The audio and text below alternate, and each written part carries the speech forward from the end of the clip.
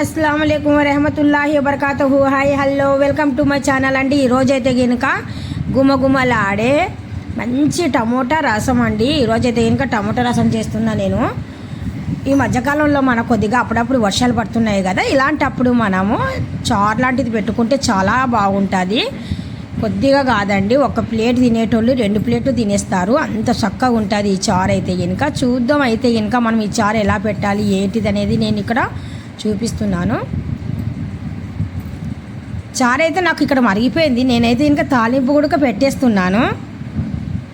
ఇంకా 2 క్షణాలలో మనం చూసేద్దాము ఆ చారు అనేది మనం ఎలా పెట్టాము ఏంటిది అనేది.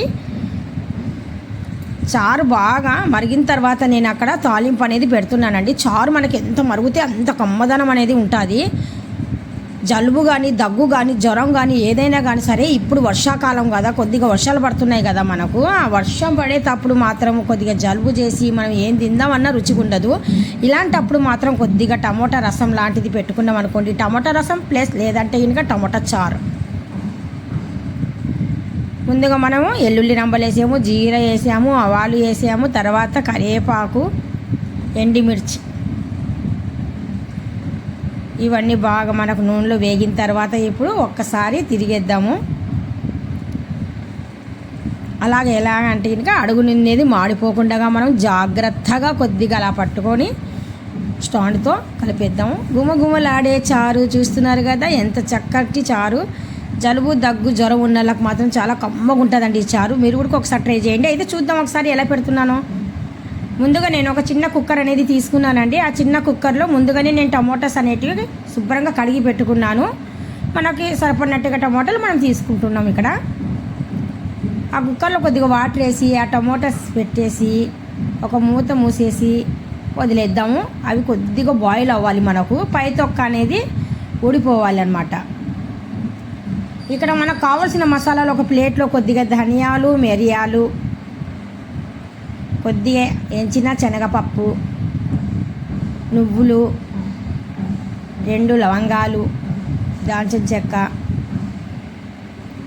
ఇక్కడ మాత్రం చూస్తున్నాను టమోటాస్ మాత్రం బాగా బాయిల్ అవుతున్నాయి. మనకు పై లేయర్ అనేది వచ్చేస్తే అయిపోయింది. టమోటా పై లేయర్ వస్తే కనుక మనకు టమోటా చారు చాలా బాగుంటుంది. ఇవన్నీ తీసుకొని నేను ముందుగా ఒక ప్యాన్లో వేసి జస్ట్ లైట్గా ఫ్రై చేద్దాము. పచ్చివాసన పోయేంత వరకు ఫ్రై చేద్దాం. మసాలాలు కూడా చాలా తక్కువనేనండి, జస్ట్ చిన్న స్పూన్తో అవి కొన్ని చివర్లో మనం ఎల్లుండి రంబలు కూడా వేయాలి ఇందులో.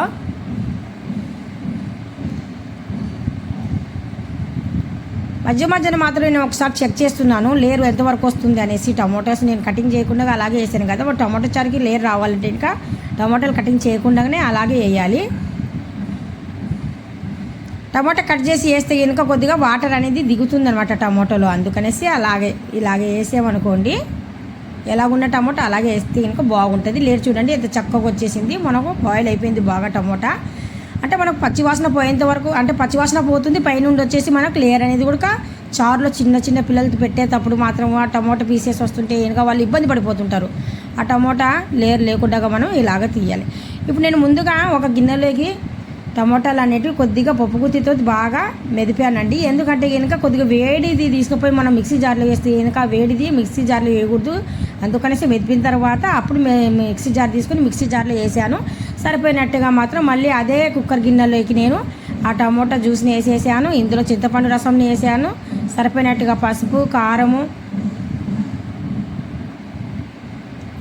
టమాటా అంటే కొద్దిగా సాల్ట్ కూడా వేసాము. ఇందులో మనము చింతపండు కూడా కొద్దిగా నానబెట్టుకోవాలండి ముందుగానే.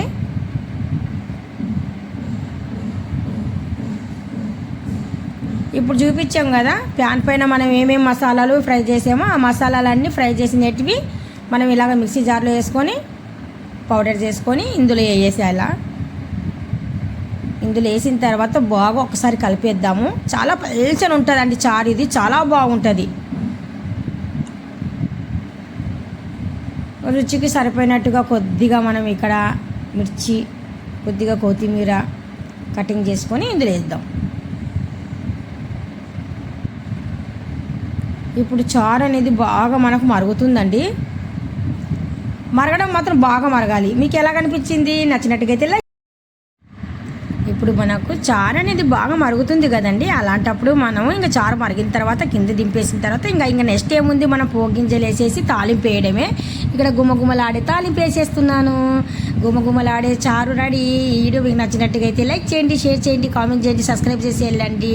అల్లా హాఫీజ్.